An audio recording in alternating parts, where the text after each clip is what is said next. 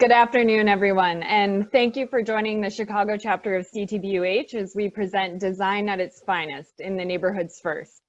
My name is Shelley Finnegan, and I am the chapter chair of CTBUH Chicago, as well as the head of technical sales and marketing for ArcelorMittal, the world's leading steel and mining company. And today we're joined by an esteemed group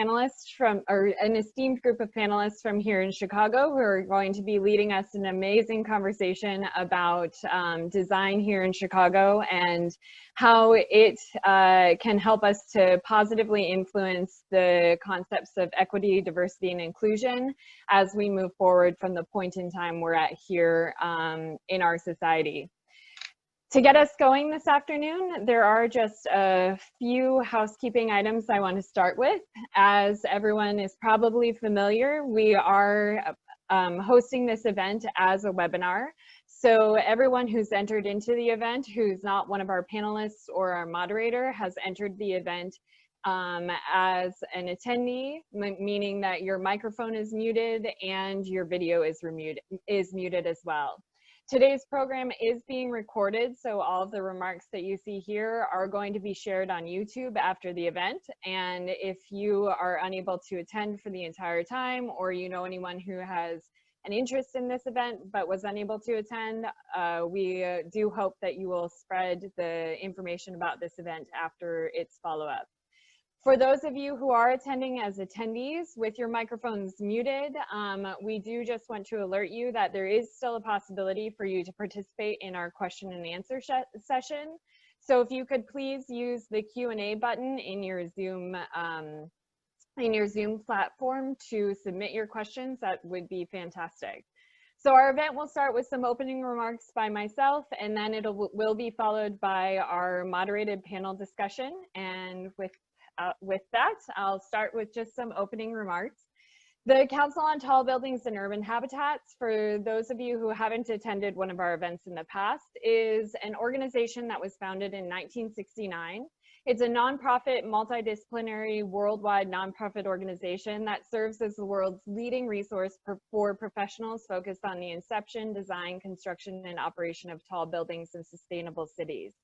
As of 2020, the CTBUH International Organization has a member network that includes millions of individuals, and they're working at 10,000 offices across the world. In fact, the CTBUH is active in almost every country in the world. For anyone who's interested in joining the organization or learning more about it, we encourage you to get in touch with your local chapter. For those of you who are here in Chicago, and even anyone else who's on this event, perhaps not in the Chicago area, you're welcome to reach out to the Chicago chapter at chicago@ctbuh.org to learn more. Before we move on to some insights about the local chapter, I do want to alert anyone who's attending to an international event that's going to be hosted by CTBUH headquarters. Coming up on November 17th of 2020, we will be live streaming the international conference. Normally, the international conference exists as a 3-day event in one city where there's more than 1,000 attendees locally. But as we all know, unprecedented times call for unprecedented measures. So here in 2020, the event has been converted to a continuous 23 hours that will take place via live stream and local attendance in our 3 host cities of Singapore, London, and right here in Chicago. This is an exciting new format for the conference, and for anyone who is interested in the Chicago-based event, we're hopeful that you'll be able to have the opportunity to attend here in person, but if you're not, the live stream will also be available. And if you have any interest in learning more about this event, you can do so by visiting 2020.ctbuhconference.com or contacting your local chapter, again, chicago@ctbuh.org to learn more.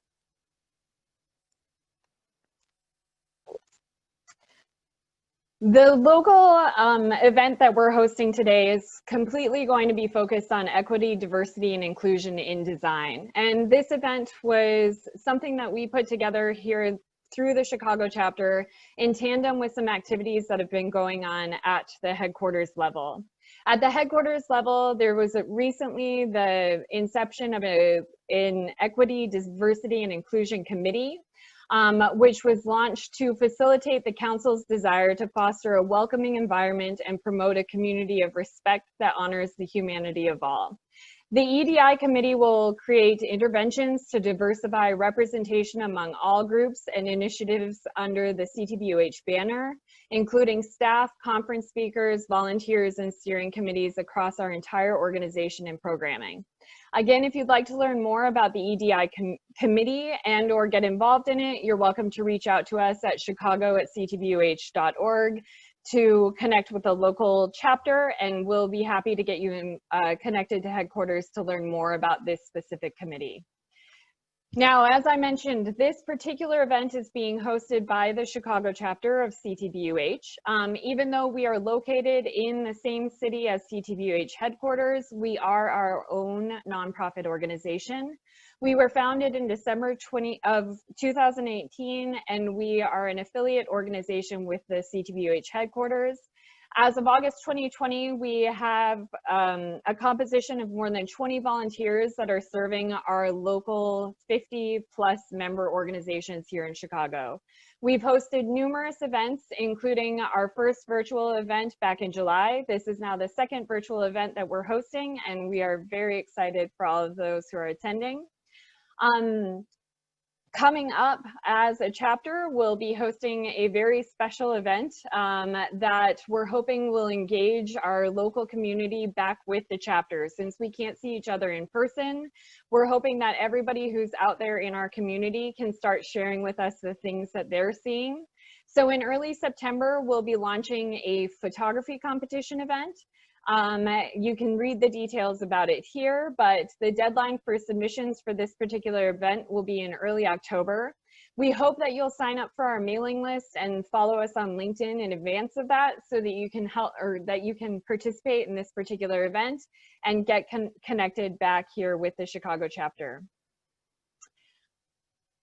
The event that we're hosting today has a very special moderator for it. It is the president of INOMA, which is the Illinois chapter of the National Organization of Minority Architects. That president is Smith of Hassan, who everyone will meet here in a moment. But NOMA was founded in 1971 with a mission to champion diversity within the design professions by promoting the excellence, community engagement, and professional development of its members. I'm sure Smitha will give extra context on her great organization, so I will leave the description there and go on to introduce all of our panelists and speakers for the day. Our panelists are composed of 4 individuals, the first being Andre Brumfield of Gensler, who is Urban Strategies and Design Leader. He's focused on and committed to revitalizing and repositioning urban environments through urban design, master planning, and architecture.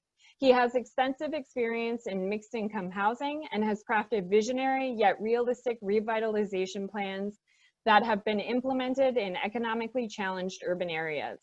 A true urban strategist, Andre has worked with multiple public agencies, private sector clients, and nonprofit organizations to develop master plans that shape the future of neighborhoods and cities. Joining Andre will be Jasmine Gunn, who works as a new urban planner / designer in the far south region of the City of Chicago Department of Planning and Development. Her role includes working with community stakeholders to bring about design excellence projects that are equitable and sustainable development. In addition to working within neighborhoods, Jasmine is the lead DPD staff working with the Chicago Transit Authority on their Red Line Extension Transit Supportive Development Plan. Next, with nearly 25 years of experience in the design and construction industry, Gaby Miramon serves as Senior Design and Construction Manager of the Community Builders. She is responsible for providing planning, design, and construction project management, oversight, and leadership for the development of multifamily and mixed-use housing in the Midwest United States. In her role, Gaby acts as the liaison and coordinator of design consultants, contractors, and regional and corporate development operations, managing the design development process through all phases of the project, from schematic design through construction. Our final panelist is Juan Gabriel Moreno, who is an award-winning architect and president of Juan Gabriel Moreno Architects. Juan was born in Bogota, Colombia, and studied architecture at California State Polytechnic University in Pomona, as well as in Florence, Italy.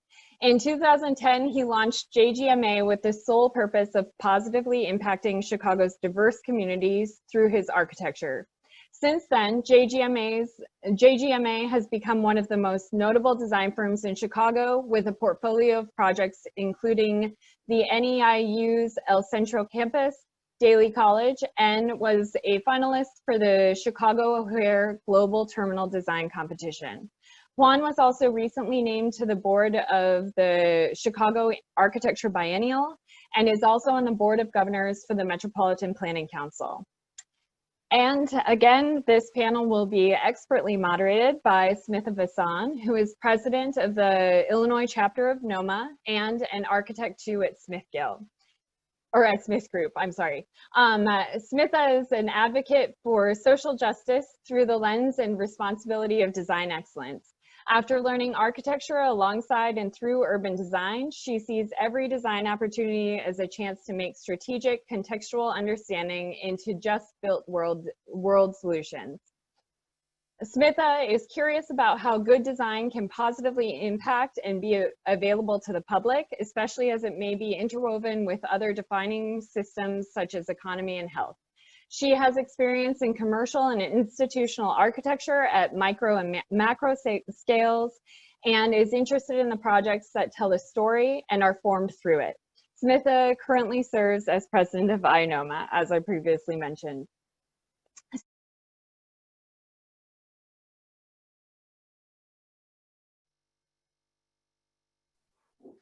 Hi, everyone. Thank you so much for joining us again. My name is Smitha Vasan, and I am the president of INOMA. And I just want to take a second, that video is setting the stage in a really powerful way for this discussion. And I think one thing, as we become more aware of the kind of unrest and injustice that has really come to the forefront recently, as designers, as contributors to the built world, as policy enforcers, we constantly need to be thinking about that context. So a really big part of this conversation that we want to have today is understanding that role of design from these multiple different perspectives. I am very excited about the panel that we have. We're looking at this from a variety of different perspectives and from these amazing individuals with all of these different backgrounds. And I think this is what gives us the ability to have a really fruitful conversation. As it's titled, In the Neighborhoods First, we really want to think about, as we're making these different moves in design to address inequity, where are we making those moves and who is it affecting? So I'd like to get started by giving the panelists, a chance to introduce themselves a bit more. And panelists, I'd just, in each of you responding, would you please share some background about the work that you're doing, but then also what's inspired you and how does inequity play a role into that? And just for context, this conversation could go anywhere, and I think that's what is going to make it incredible.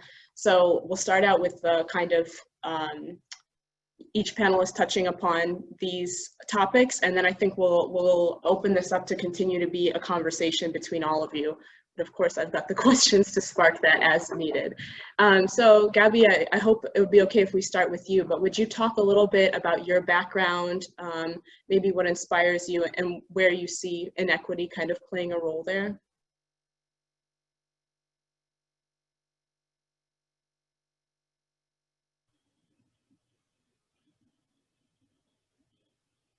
You're on mute, Gaby. Thank you. Sorry, I was saying that the video was very powerful because it got me thinking of my actual background, which is not just in my experience here in the United States for the last 20 years, but I'm from Argentina, where housing, there is no rental housing for anybody. So it's all about building equity by ownership.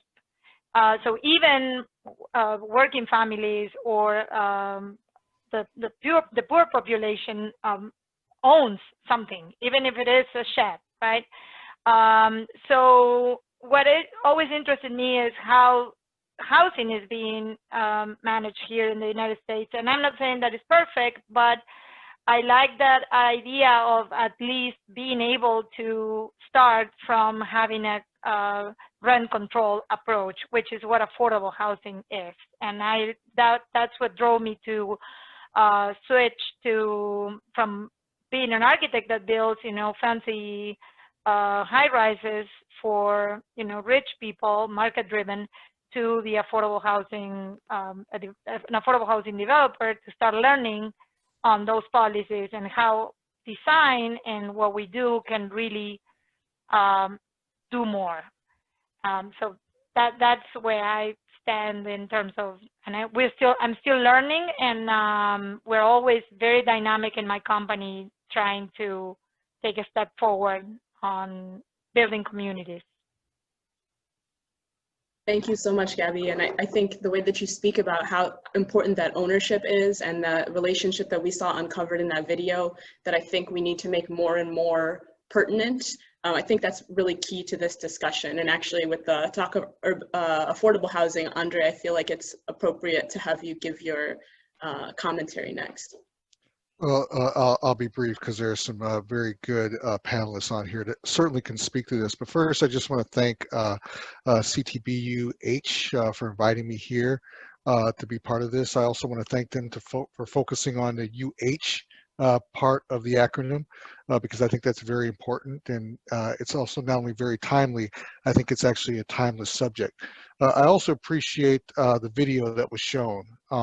As someone who is obsessed with history and who's obsessed with how neighborhoods and cities evolve as a whole, especially as it relates to the built environment and that mix of who lives in our cities and in our neighborhoods particularly, I'm always fascinated with the past and how the past influences the present. And kind of stealing a quote from James Baldwin, history is not just in the past, right? It's in the present.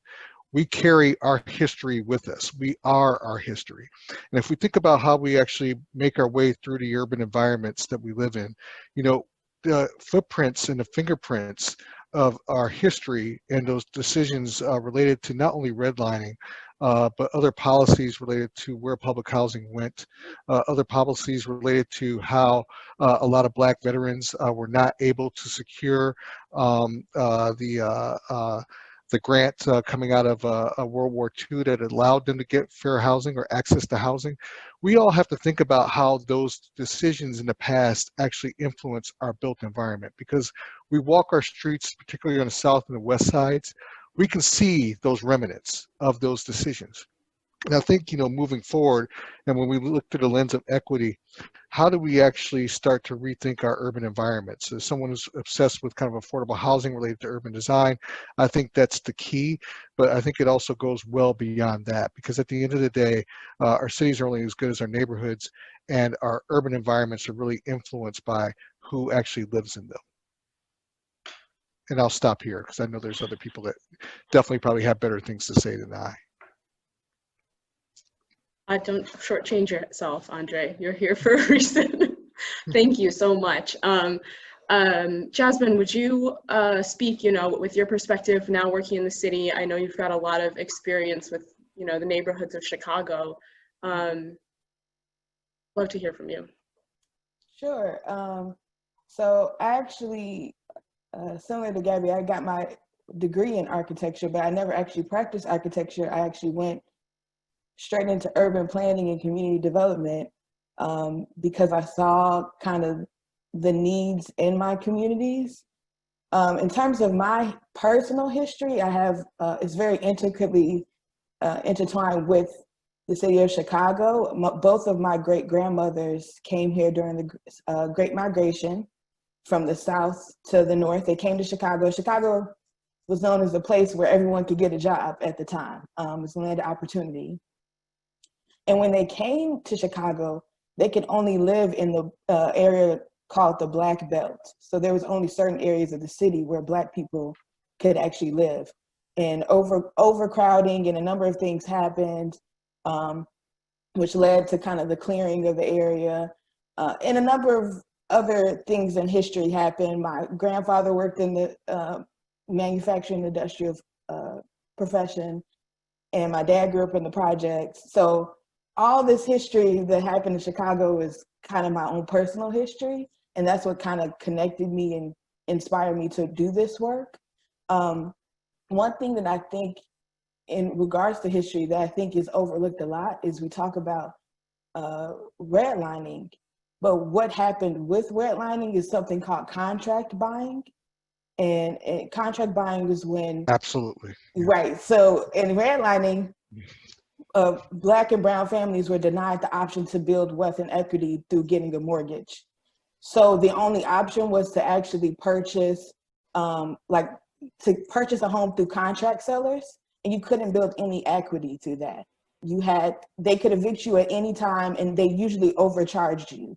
And there was a report done by Duke and the Voorhees Center at UIC that estimated that $3 to $4 billion was stolen from the Black community during the 50s and 60s. And just think about that impact that would have on the neighborhoods today if that wealth was still in these neighborhoods.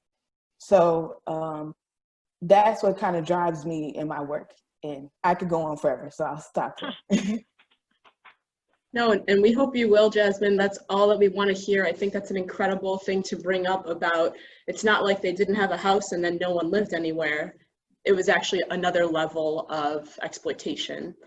And Juan, what inspires you in your work? And I think as we get into this, it'll be great to hear from you about your words that inspired the title of this panel, Neighborhoods First. And I know that plays into a lot of what Andre and Jasmine and Gabby have all said. So, yeah. Thanks, Smith. Yeah, it's a pleasure to be here. And as others have said, thank you for inviting. I think, there's a common thread that binds all of us on this call, and it is the fact that we do care about the neighborhoods. And for me, what inspires me, I thought a lot about that question. There's two parallels that have gone on in my life since I've been in Chicago now over 20 years. One is really having my own practice and seeing the work come to life and going from this idea, this mission. I'm a little bit nostalgic because we just celebrated our 10th year, but the idea that architecture could have a transformative impact, and you can write that in words, right? And you can plaster that on your website, and you can say this what makes a difference. But then when you see that manifest itself over a 10-year time frame, that is inspiring. If it wasn't, I just don't think you'd have a pulse. I'm fascinated with every project I do in the neighborhood, because what happens undoubtedly is I meet people that have never met an architect. So there I am standing in front of others, and we're not that special. But the fact that there's been something established, this barrier, as if architects were the untouchable, has to change. So that does inspire me on a daily basis. There's another aspect, this is my personal life, and being Colombian, born in Bogota, but watching what's happening in my country in the last 20 years and the change that's occurred. And certainly there's a long way to go, but if you look at the role that design has played in the built environment, and that the idea in the poorest areas that you put infrastructure, you put good architecture in, that change can occur, and you see it happening. So it's beyond a mission statement. The fact is, if you do work that shows people that you actually really care about them sincerely, has tangible, lasting effects. And I've been able to see that play out in the 10 years of time. There's a lot more that's needed, but it's great to see communities react in a positive way.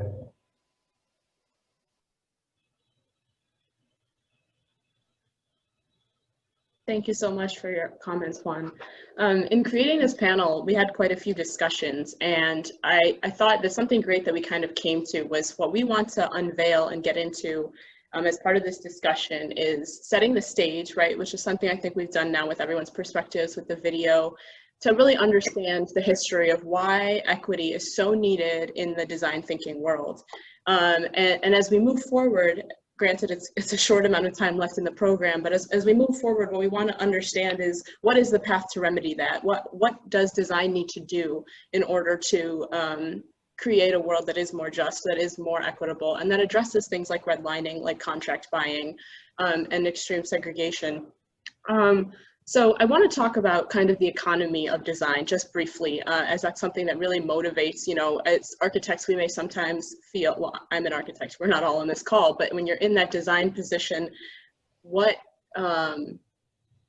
you may sometimes think, oh, that's on the client told me to do this and that's what it is. But I think I'd like to, Gaby, I'd love to get your perspective on this as someone who's now really embedded in that development side of things. Like, what drives the type of projects that are created, and from your perspective personally as well as in your professional area, like what can create kind of effective and dignified projects, do you think, from that lens?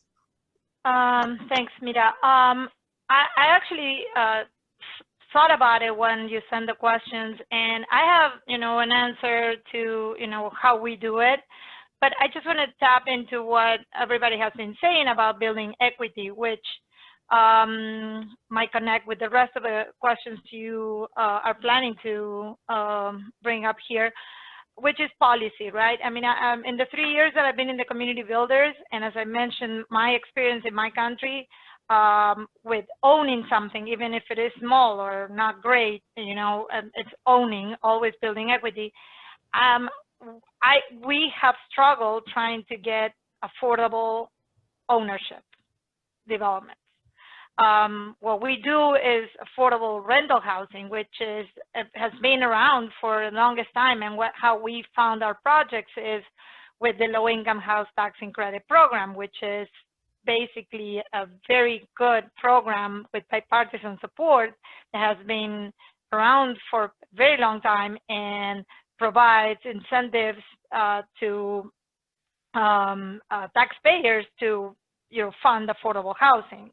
It's more complicated than that, but basically that's what we use to fund our projects. So we have a strong budget control processes in our office, but we can't profit from any savings. So we basically shoot for the moon when we start the project. We want the same quality of housing that anyone else in that area can have, if not better. And what the program allows the residents to do is to just have a rent control system where they pay 60%, 70%, or 80% AMI, and they can live in a really great unit without having to pay, you know, exorbitant market prices. So from the design perspective, we don't follow the minimum requirements that the agencies give us. That is the baseline. We go above and beyond on, you know, larger unit sizes, providing quality finishes that will last for the duration of our commitment with the tax credit program, which is 15 years. We don't get money again until we, you know, refinance the building to refresh and, you know, or rebuild things. So operation costs are key to us. So we put a lot of money in the hard costs to make sure things last. And also to give more ample room in the units and consider who's going to live there. So if it is targeting a family, we probably want to have a bigger kitchen with a seating area where a mom can, you know, make dinner while the kids do homework. We just don't want to do the market trend things, but we also try to seduce our residents, because we don't get residents just, you know, by, oh yeah, it's affordable housing, everybody's going to live here. We have to lease on a certain period of time. So design is the same as you treat a market rate development. For us, we just try to be budget conscious, and we can't profit from any savings, so everything goes back to the project. You know, all the money, all the contingency, everything. So it's all accounted for from the very beginning. I don't know if that answers your question in terms of cost. Yeah, of course. I think having that perspective is great. And I mean, at this point, panelists, of course, please chime in at any point that you have any commentary. In Gaby mentioning policy, you know, that really makes me think about, we're pretty fortunate today with the shift that the mayor has taken, right? And that now the commissioner creating this Invest Southwest initiative to really, for once, put a spotlight on the fact that these are really disenfranchised and marginalized communities. And then what you're saying, Gaby, about you're not designing differently just because it's affordable housing, right? There has to be some dignity in the design, and I think that's important. Jasmine, would you be able to kind of shed some light on what that looks like from your perspective? You're now working with the city and addressing a lot of this, I'm assuming kind of at the forefront with the far south side neighborhoods. Yes. So kind of to echo what Juan was saying about having design excellence, sometimes developers come into these neighborhoods and they think, well, they can take what they'll get. But you know, these neighborhoods deserve high quality, really good, thoughtful design. And so I know that our department is really trying to emphasize that with the design community at large. We've put out requests for proposals for our NOF grant, which helps small businesses kind of get a brick and mortar business. And they're great at their business, but they don't really know as much about development. So bringing in architecture firms and designers on the front end on that. And then with our Invest Southwest initiative, which NOF is a part of as well, we've also put out a request for proposals, and we have a list, and I can share the link with you guys, of architecture firms that were selected for any Invest Southwest projects. And one thing that really was great is that we encouraged firms to partner up with each other, like small architecture firms with big architecture firms, and then definitely have a good representation of minority and women-owned businesses. And there are a lot of good partnerships that kind of formed from that. So really just making sure that design excellence is at the forefront, and then also community engagement. I worked on the community development end, like Gaby was saying, and we want high quality design. And I kind of worked on the owner end. So we hire architects and have them come in for community meetings, and we would bring them in the schematic design phase and have community meetings. And we would find that the residents felt more of an ownership because they were involved in the design process much earlier. So I would just encourage designers and architects to push your clients to have that community outreach and engagement so that there is that ownership in the community. I think that's like such a great point, Jasmine, because, you know, like, I get asked a lot, believe it or not, Juan, you know, I really wish I could get those clients with those kinds of budgets to do the projects you do. I said, okay, let's take a look again. You see, nonprofit, nonprofit, nonprofit, nonprofit. It's not about budget. It's about the energy to work with the community, to think a little harder, yeah, to be more creative, to care about providing something more. Because the other part of this, you know, inequity is that most people that go into the neighborhoods, just like you described, Jasmine, they're walking in underestimating that community from day one and not understanding that, you know what, they're sophisticated, they actually give a damn, they want something special, and it's that's allowed me to create the architecture that I have, because I don't underestimate them.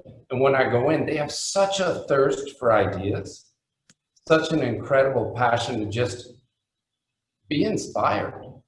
And that's such a big part of doing work in the neighborhood, because the other side of it is, you know, you can walk in, let's say, into a Mexican community, And I've seen it time and time again. Okay, we're gonna slap Aztec symbolism on the facade and we're gonna call that contextualism. That's what they want and we're out. No, BS, that's not design, right? That's wallpaper of a different sort. But I think that plays into that underestimation and you know what, I think when we do begin to understand that this level of sophistication and desire for design exists in our neighborhoods, just like what's going on with the city, the bar is going to keep raising and raising. Sorry, Jasmine, that one really got my buttons going. Andre, I hope I didn't cut you off, but No, I'm sure. Trust me, we'll come back to it. You didn't cut me off at all, so. I want to respect the moderator here, though, but I certainly got some things to add. So.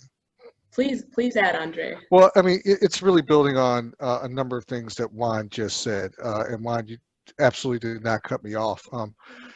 Look, one of the best compliments that I've gotten came from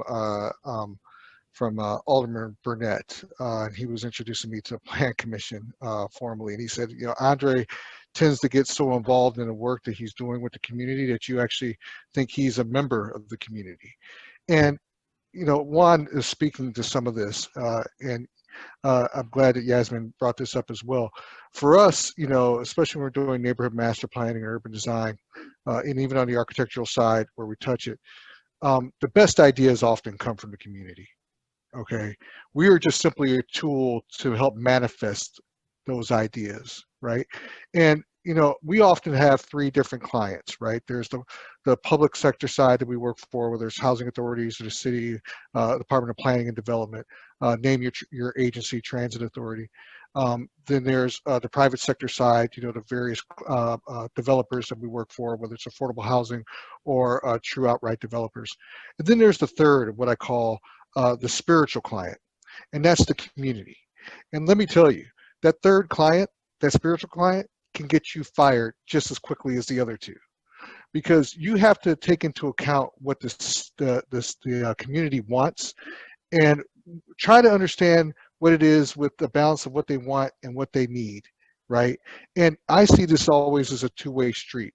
It's not only us listening, but us really hearing and understanding where their passions are coming from. And it's our job to try to take those passions and manifest it into a realistic design. And also along the way, we find opportunities, and I think Juan said it best. Architects, urban designers, planners, we're not that special, right? We're just not. People think that we have all the solutions, but as I said before, we can be used as a tool and maybe use our training as a way to help bring along some of the ideas from the community. They may think that they want to target, say, okay, fine, here's what a target means in this neighborhood, 100,000 square feet, 4 cars per thousand, boom. You've taken up area between, Dorchester to Woodlawn, between 61st and 63rd, right? A massive, taking of the neighborhood. But if you start to talk about how do we think about retail in a different way, in a mixed use setting, junior box setting, you show where other neighborhoods have actually gotten these type of developments and the other partnerships that they've actually came out of it to get these type of developments going, then it becomes a two-way street. Because now, not only are you bringing the neighborhood along, you're expanding their ideas, and guess what? They now go back and challenge our other contractual client, the public and private sector. So I think this kind of very fun way of us being involved in this conduit with the neighborhood and our contractual clients, I think is a strange, odd, sometimes very uncomfortable, but it's a spot that I love personally being in.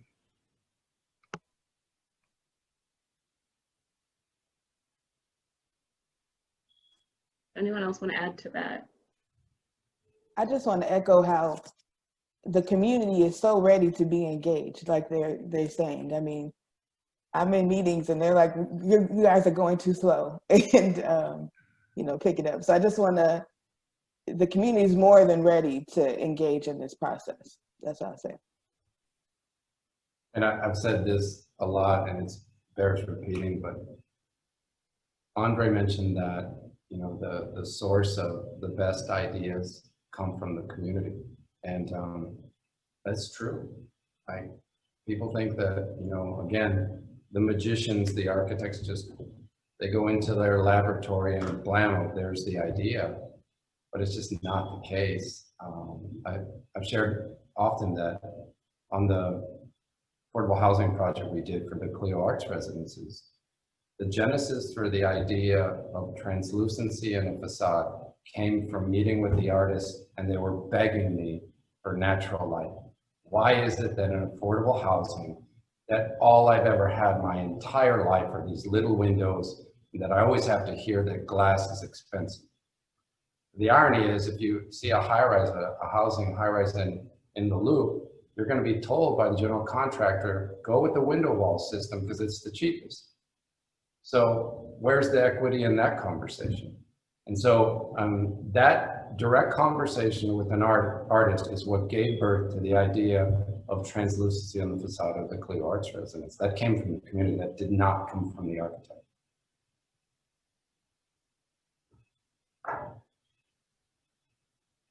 So I want to just connect a few dots with some of these incredible comments that we've heard. You know, we started out, I really appreciated Jasmine saying this history that we're highlighting is my personal history, and what she said about, you know, your grandmothers both coming to Chicago as it was poised as this land of opportunity, and they were essentially slapped with it, right? Like, no, you can go in this one little section of the city. And then you kind of, all of that history that continues to develop. And then you fast forward to today when we are, you know, in a large way, probably not for the first time, not for the last time, but addressing that this is an issue that we have to deal with. And then again, this comment of, you know, our clients as or the spiritual client, Andre, I thought that was incredible, because there is an intangible part of addressing racial inequity that has kind of plagued many cities, Chicago for sure, that you can't decide exactly what it is or how to remedy it.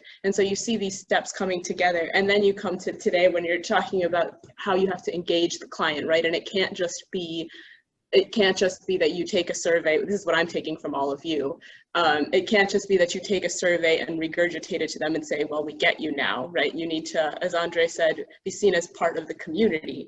And to me, these are kind of the design strategies that we need to continue to consider as we move forward. So I wanted to connect these dots, and then it just really hit home with me, like the community's so ready to be engaged, and we're moving slow because, yeah, if you're waiting for how many decades, how many hundreds of years, and then finally it seems like maybe the people in power care, of course there is energy to latch onto, and I hope that as designers we can continue to do that and to push that energy.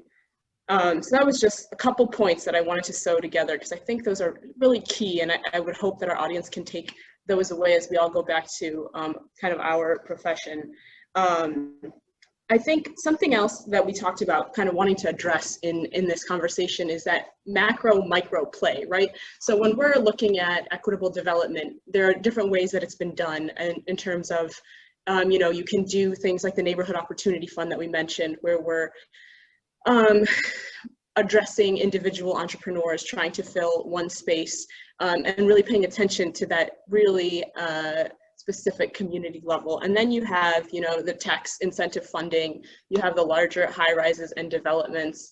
And I think this is something that I want to hear from all of you about, like what is successful in design to kind of, I want to say toe the line, but also mediate, because maybe they're separate things entirely. But like what comes to me, Juan, is some of your projects, right? They're big moves, like what some of your clients said, I wish I had the budget to do that, right? So you've got these incredible design projects, but they are super engaged with the community, right? And they're not just, it's not a big like decision that's placed onto the community. So I was thinking you could start off this conversation, like first it's like, what is that neighborhood scale, but then what does it need, what in your opinion does it need to be impacted in the same way, you know, your typical large scale development would be? Well, I think, you know, my perspective is such that a lot of times the work that I do, it goes into a neighborhood that's seen little to no development. So there's such a thirst and such a gratitude. I mean, just plain and simple from the get-go, just to see something built and the energy that comes with it. You know, and even the typologies create different reactions. Last year we finished health center for Esperanza in Brighton Park. And you know, there's just wonderful messages that we get back that talk about people feeling better before they ever walk into a health clinic.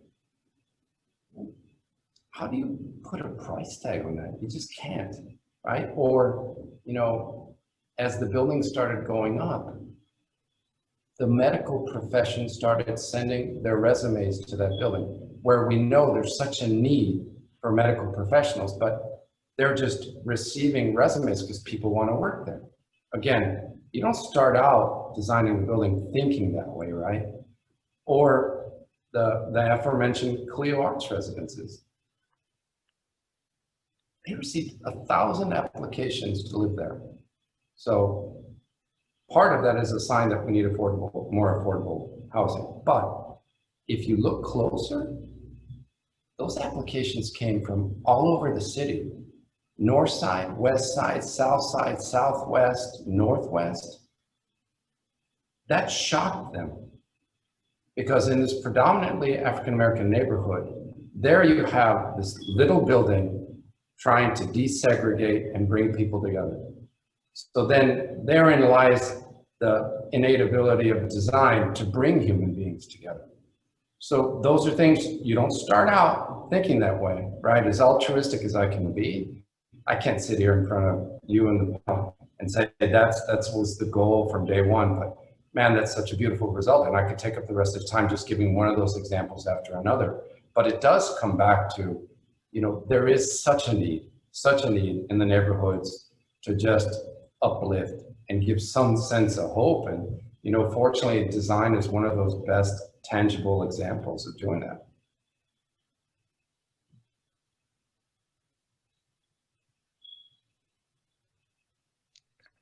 Maybe this is where I could jump in, given that there's a little bit of silence here. You know, I think it's interesting. I think this is I really mean this. This is a great panel that you formed of excellent experts in what they do. You know, several of us, and Juan has been talking about mixed income housing. You know, we have quite a bit of mixed income housing experience, and it's great to have on the developer side, Gaby here.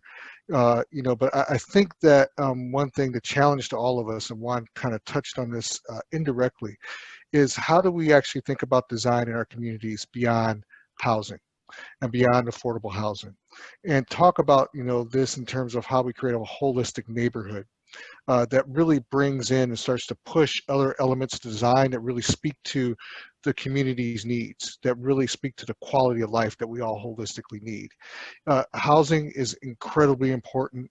To say that there's a shortage of affordable housing is a terrible understatement in this city, you know, but I think if we actually start to think about holistically of what those other key components are in our neighborhoods, not only from a design standpoint, because again, we're the tools to at least bring that vision forward and working with the right developers, but also really understanding what the needs are from the community and what that pinned up demand is, you know, whether it's healthcare, whether it's a certain type of retail or grocery store, whether it's education, schools, but, you know, that kind of special focus on the other needs, you know, kind of beyond housing, I think is, you know, I know what this administration is looking for, but I think we holistically need to kind of start challenging ourselves, you know, because we need more than just affordable housing, and we need more in terms of what we know are the depleted services that that our communities require. I can chime in on that. I wanted to say it's kind of a that, setup there for you as well. So. Thank you. No, but I was thinking while you guys were talking, and one thing that I struggled in my new job is to not to keep in mind, and I do forget that I am not building affordable housing. I'm building housing, or I'm building communities, which is what our company does. And affordable is only the way that it is financed.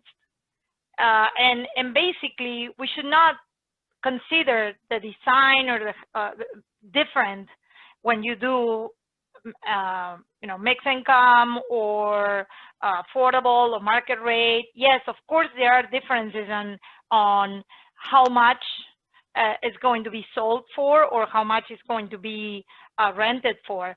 But what we should look as, frankly, you know, citizens, and, you know, is just building communities, right? You might live in a neighborhood that might have a more expensive price tag for certain, you know, housing. Of course, I'm not going to deny that, but you basically build, like Juan was saying, something that will attract people, right? And a reason for people to move into those developments. And how you gauge,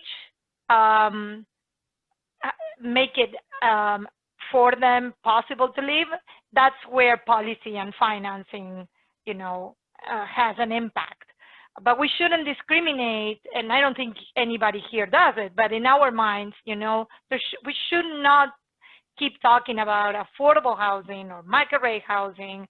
We're just building housing and communities and neighborhoods, and we need to pay attention to what the community needs or the neighborhood needs, and all together, partnering together with the policymakers, designers, and developers, we should all tap into, okay, how can we make that happen? For example, transit-oriented developments, right? Those are great. I mean, things have changed a little bit lately because of COVID and all that, but that's not here to stay. It's, I consider that a hiatus. But people want to live close to where they work, right? So if you have, you know, a minimum wage job, you can't afford to live necessarily close to your job. And that's where the affordable housing funding and financing kind of like helps to that. Does it make sense when I mean, that's my goal, to just think about design, housing, and I'm on the other side and I have to look at the budgets very closely, right? But I don't care, you know, I just want to build good buildings with good architects and, you know, for everybody. Yeah. Well, I just got to, I'm sorry not to cut you off, Jasmine, but I just have to add one small comment. Gaby, I think you're absolutely right on one of the key things that you hit on, and you guys are heavily involved in Oakwood Shores. We worked with CHA, as you well know, on that master plan, and you touched on one of the key principles that we started off our engagement process with the community, is that we are not low-income housing renters who are from Madden Wells, you know, looking for replacement housing. We are not the affordable housing segment. We are not, you know, the market rate renters. We are not the homeowners. We are a community, right? And we have to start thinking, stop thinking about ourselves in terms of these economic kind of silos that we put ourselves in, particularly when we do talk about affordable housing. So I think, you know, it's up to, you know, probably, you know, not so much the weight of everyone on this call to carry this forward, but I think we need to start a different kind of conversation about what affordable housing really means, and maybe what it doesn't mean. Probably broaden that definition, where eventually over time it starts to actually fade away, and we're talking about housing, we're talking about residential development, and we're talking about what's needed here again for our communities and our neighborhoods. 100% agreement. Yeah. Jasmine, I don't know if you were going to add something.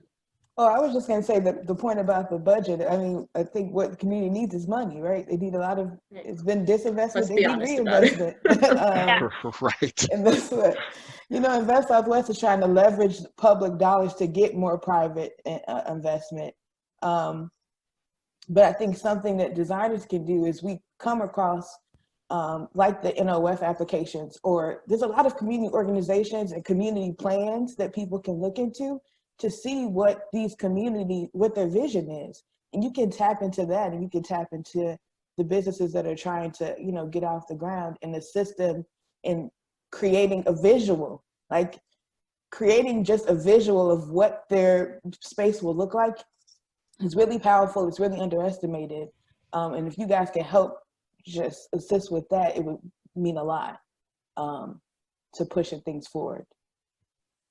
Oh, that's super interesting. So when you're looking at, as a designer, and I do want to apologize, I know I haven't properly addressed a lot of our incredible questions, but I think that's to the credit of our panelists, providing a lot of great information to go on. But this concept of policy in design, right? And is it the responsibility of the designer to push for something greater? Because maybe like the city can't just decide this is how it's going to be at the drop of a hat, right? There has to be some bottom line on behalf of the designer that we cannot just be designing per what a developer will pay us to do. We have to be advocating for something much greater than that.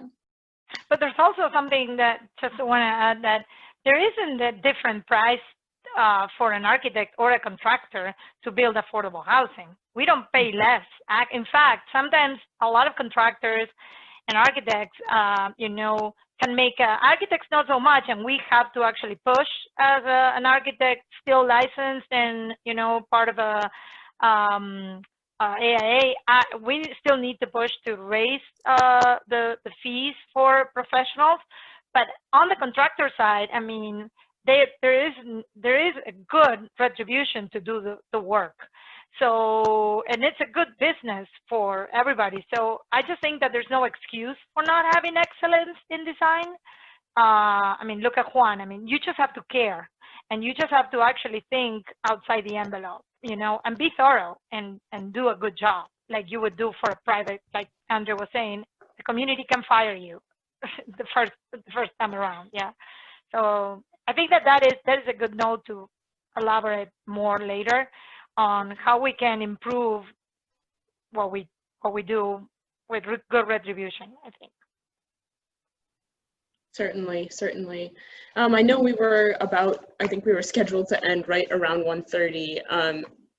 And I know Shelley had mentioned that this conversation here is definitely meant to be part of something that's ongoing and greater. And you know, I would encourage audience members to continue to reach out to CTBUH.